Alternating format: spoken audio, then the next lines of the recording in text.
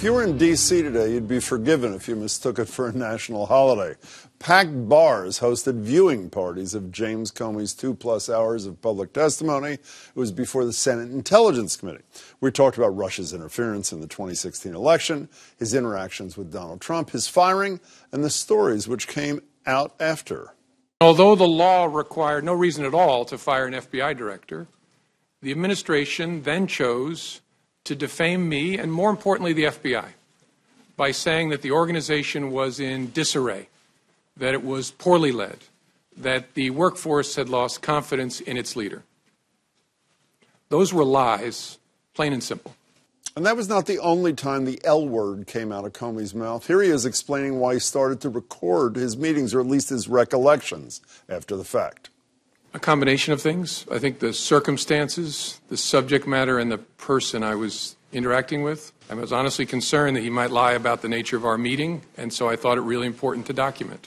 The committee questioned Comey at length about what Trump said to him about former National Security Director Michael Flynn, who was fired after Trump said he misled the vice president about a meeting with Russia. The statement Comey provided to the committee yesterday said that Trump had told Comey he hoped he could, quote, see his way clear to letting this go, to letting Flynn go, the operative word there being hope.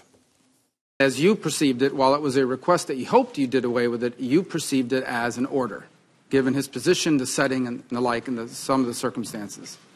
Yes. He did not direct you to let it go. Not in his words, no. And the reason I keep saying his words is I took it as a direction. Right. I mean, this is the President of the United States, with me alone, saying, I hope this. I took it as this is what he wants me to do. Now, I didn't obey that, but that's the way I took it. Just a taste of the mountain of questions which continued in a private session after the public hearing. Joining me are two former U.S. attorneys from Massachusetts, Don Stern, who was appointed by President Clinton. Good to see you. Frank McNamara was picked by President Reagan and spent election night in the Trump war room. Frank, it's good to see you, nice too. To see you. Don, starting with you, for those who feel the president is guilty of obstruction of justice, did they come away from these 2 hours and 40 minutes feeling good today or no? I think it moved the needle a little bit. How so? Well, because in his written testimony that was presented beforehand that we had the access to yesterday, he described the words that the president used at the meeting, and you just said them. I hope that you can see your way clear to clearing General Flynn or not pursuing General Flynn. I think Jim Comey filled that out a little bit to say, look, you got to understand the context. Oval Office, one-on-one meeting, the vice president and the attorney general and others were asked to leave. I'm sitting there, and he describes what he hopes would happen. And I think Jim Comey made clear it was hardly a hope. He took it as a direction. Bad day for Trump, his lawyer thought not at all. I thought it was a fine day for Trump. Why is that? Because none of the allegations were confirmed in Comey's testimony. And let me just say one thing about the precatory word hope. Mm-hmm.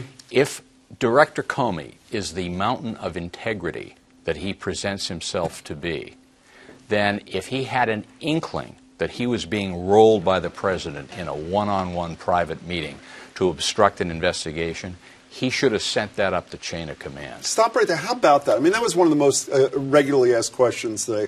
Why didn't you tell anybody other than your immediate team at the FBI? I think it's a pretty legit question. It's a legitimate question. I think Jim Comey had a good answer, in my view, for it. Two things. First of all, the kind of powers that be at the Department of Justice at that point in time were in flux.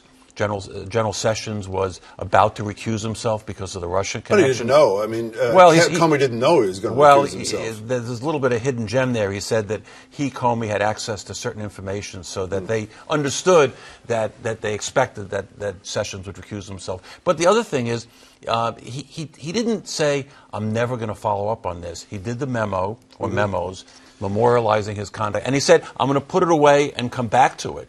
So it was not, I'm going to forget about it, I'm going to ignore it, Jim. It was, I'm not going to do anything right now about it. Let me try to convince you why I think you may be wrong. It starts with, you like this... Good luck. You like this job. You want to keep this job? Yeah, I do. Then there's the loyalty request. And then at a subsequent meeting, there's the Flynn comment. And then there's a firing. Don't those dots demand connection? Loyalty to what? To the country, to Trump personally? I think anybody who had watched the artful too clever by half performance of Jim Comey over the last 9 months could be forgiven for probing the question of loyalty to that guy. Yeah, but how about what Don said a minute ago? When the most powerful person in the world says to you, I hope you can see clear to something, I'll tell you how I would take it if I was standing in that room. Let me tell you about the context. My recollection is that Flynn had just been fired the day before. And what was uppermost on Trump's mind, he didn't know what the contours of any investigation were. He was basically saying, look, the guy's a good guy. Comey apparently agrees. I hope we can see our way clear to getting this thing behind us. Yeah, but again, that came after the loyalty thing. It came after the do you like your job and want to keep it, and before being fired. But those inveterate anti-Trump people are going to read into the tea leaves whatever they want to read in. But looking at it objectively, I don't see that there's much there. One last thing here. If Donald Trump was so insistent on hoping/directing the head of the FBI to dump this investigation, why did he only mention it once?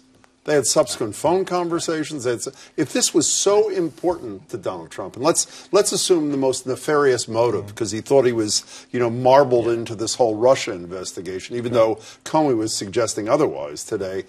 Why didn't he say it again and again and again to scare the hell out of the guy? A couple of things. First of all, he did come back to the cloud and the Russian investigation in several But that was more about his saying he himself was not the subject. But the subject was raised many, many times. And secondly, we still don't know what, if anything, he said to the head of the National Security Agency and others about this problem. He being Trump. He being Trump. That's right. Can I just make one other point? If instead of the president and the head of the FBI, you substituted a mayor and a police chief, and you took the same circumstances, do you like your job? I'd like my lawyer to leave the room, etc. And you did that. That's a case that Frank McNamara would have been very interested in. Maybe so, maybe not. It depends on the context. But you ask a good question. This only happened once. If Trump were hell-bent upon obstruction of justice and corrupting Comey, I don't think he would have given up after one Unless try. he thinks when the president speaks, you remember those words. I want to ask you about something that I thought was a little sketchy, and I'm not sure what conclusion I should draw. Here is one I found to be one of the most interesting comments from Comey today at the hearing. Please listen. The president tweeted on Friday, after I got fired, that I better hope there's not tapes. I woke up in the middle of the night on Monday night, because it didn't dawn on me originally, that there might be corroboration for our conversation. There might be a tape. And my judgment was I needed to get that out into the public square. And so I asked a friend of mine to share the content of the memo with a reporter. Didn't do it myself for a variety of reasons, but I asked him to because I thought that might prompt the appointment of a special counsel. So the two issues there, Frank McNamara. One, the leak issue. I don't know if that's an issue. You'll tell me. Wait. And number two. Getting it out into the public square, Jim. Number two, because I was hopeful its leaking would lead to the appointment of a special counsel, which it did. Should either of those things concern members of the public or no? Yes. And why? I'm astonished that nobody followed up and said, how many other times have you leaked, thought that stuff should get into the public square? So you sent a memorandum to a Columbia law professor and had him do your dirty work. What's wrong with what he did? Well, it's a confidential memorandum. There could have been, I haven't seen it. I don't know what other information is there. Leaking is not a good thing for anybody in a sensitive position to be engaged in. It's not up to him to make policy. It's not up to him to do what he did. Are you troubled by either of those things? I don't like the fact that Jim Comey leaked it. I'll be honest with you, because I don't think it was the right thing to do. He could have gone to Congress, for example. But having said that, at that point he was a former employee. It had to do with exchanges with him personally, and he wasn't leaking information that was part of an FBI formal investigation. How about him going on to say, I did it? I thought his candor was amazing. Well, I did it because I wanted a special counsel appointed. Right. Does that trouble you at all? It does. It does to some extent. But let me just say one. Before we begin canonizing Jim Comey, I entreat all of your listeners to read Rod Rosenstein's 3-page memorandum in which he outlines in a very lawyerly way all of the areas in which Jim Comey fell down. And one last thing, does anybody think that if Hillary Clinton And then were was president, used by the president, according to him, by the way. well, it may be part of it. But was. go ahead. No, but Does misused by the president, not used. Well, does anybody think what? Does anybody think for a nanosecond that if Hillary Clinton had been elected, Jim Comey would still have his job? The question was asked. Speaking of Hillary Clinton and sketchy, can we add one more piece here? He was asked repeatedly about the email thing. This is another, I think, pretty significant moment today. Please listen.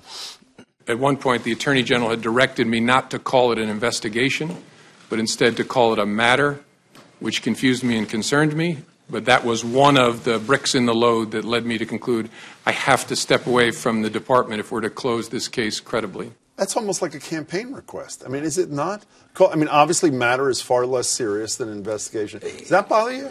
You know, the distinction between matter and investigation is not a huge one. As Comey said in his testimony, he understood that once the media got a hold of it, it would just be reported as an investigation. Which it was. But I just want to make one point.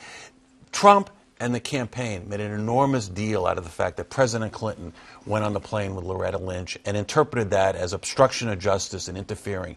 You compare that meeting on the plane with the series of events between the president and Comey, and they don't wait. There's like a huge difference between the two. Yeah, before you leave, we only have 30 seconds left, 15 seconds each. So what's next? We just sit back and wait for Bob Mueller? Is that what we do for the next 6 months, 12 months, 18 months? What's next? Well, I know one thing about Bob, with whom I worked for a year. Yeah. He was my first assistant.